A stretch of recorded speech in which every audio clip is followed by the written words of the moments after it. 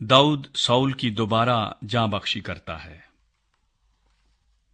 और जीफी जिबा में साउल के पास जाकर कहने लगे, क्या दाऊद हकीला के पहाड़ में जो दश्त के सामने है छुपा हुआ नहीं? तब साउल उठा और 3,000 चुने हुए इस्राएली जवान अपने साथ लेकर दश्ते जीफ को गया, ताकि उस दश्त में दाऊद को तलाश करे। और साउल हकीला के पहाड़ में जो दश्त के सामने है रास्ते के किनारे खैमा जन हुआ, पर दाऊद दश्त में रहा और उसने देखा कि साउल उसके पीछे दश्त में आया है। बस दाऊद ने जासूस भेजकर मालूम कर लिया कि साउल फिल हकीकत आया है।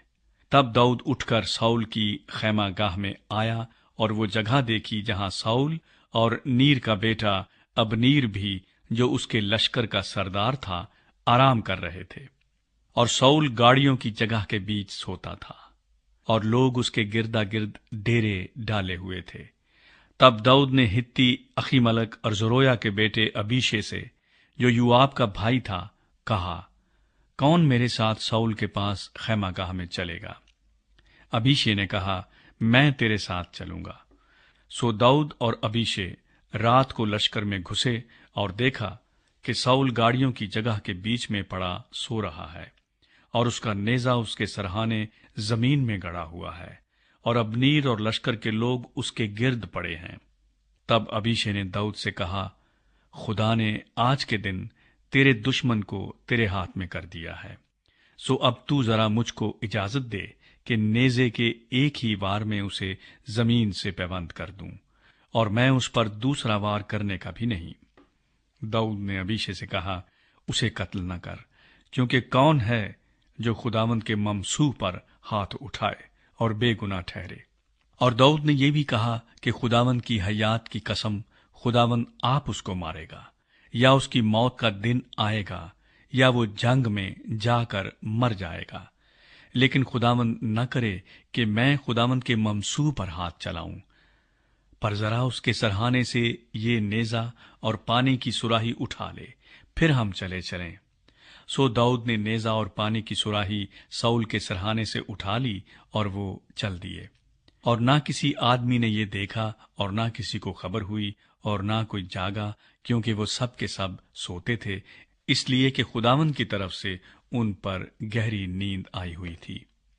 फिर दाऊद दूसरी तरफ जाकर उस पहाड़ की चोटी पर दूर खड़ा रहा और उनके दरमियान एक बड़ा फासला था। और दाऊद ने उन लोगों को और नीर के बेटे अबनीर को पुकार कर कहा, ऐ अबनीर, तू जवाब नहीं देता? अबनीर ने जवाब दिया, तू कौन है जो बादशाह को पुकारता है? दाऊद ने अबनीर से कहा, क्या तू बड़ा बहादुर नहीं, और कौन बनी इसराइल में तेरा नजीर है? पस किस लिए तूने अपने मालिक बादशाह की निगहबानी ना की? क्योंकि एक शख्स तेरे मालिक बादशाह को कत्ल करने घुसा था। पस ये काम तूने कुछ अच्छा न किया। खुदावंद की हयात की कसम, तुम वाजिबुल कत्ल हो, क्योंकि तुमने अपने मालिक की जो खुदावंद का ममसूह है निगहबानी न की। अब जरा देख कि बादशाह का भाला और पानी की सुराही जो उसके सरहाने थी कहाँ है? तब साउल ने दाऊद की आवाज पहचानी और कहा, ऐ मेरे बेटे दाऊद, क्या ये तेरी आवाज है? दाऊद ने कहा, आए मेरे मालिक बादशाह, ये मेरी ही आवाज है। और उसने कहा, मेरा मालिक क्यों अपने खादिम के पीछे पड़ा है? मैंने क्या किया है और मुझ में क्या बदी है? सो अब जरा मेरा मालिक बादशाह अपने बंदे की बातें सुने। अगर खुदावंद ने तुझको मेरे खिलाफ उभारा हो तो वो कोई हदिया मंजूर करे, और अगर ये आदमियों का काम हो तो वो खुदावंद के आगे मलाऊन हो, क्योंकि उन्होंने आज के दिन मुझको खारिज किया है कि मैं खुदावंद की दी हुई मीरास में शामिल न रहूं, और मुझसे कहते हैं, जा और देवताओं की इबादत कर। सो अब खुदावंद की हजूरी से अलग मेरा खून जमीन पर न बहे, क्योंकि बनी इसराइल का बादशाह एक पिस्सू ढूंढने को इस तरह निकला है जैसे कोई पहाड़ों पर तीतर का शिकार करता हो।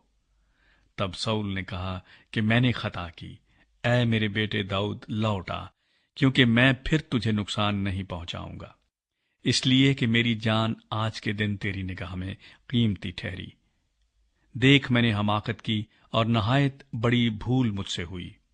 داؤد نے جواب دیا، اے بادشاہ، اس بھالے کو دیکھ، سو جوانوں میں سے کوئی آ کر اسے لے جائے، اور خداوند ہر شخص کو اس کی صداقت اور دیانتداری کے موافق جزا دے گا، کیونکہ خداوند نے آج تجھے میرے ہاتھ میں کر دیا تھا، پر میں نے نہ چاہا کہ خداوند کے ممسوح پر ہاتھ اٹھاؤں۔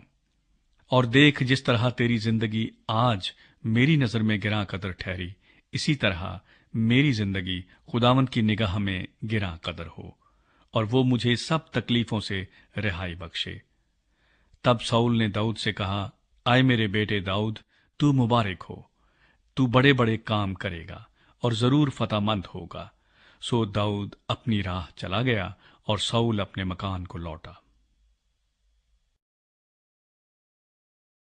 داؤد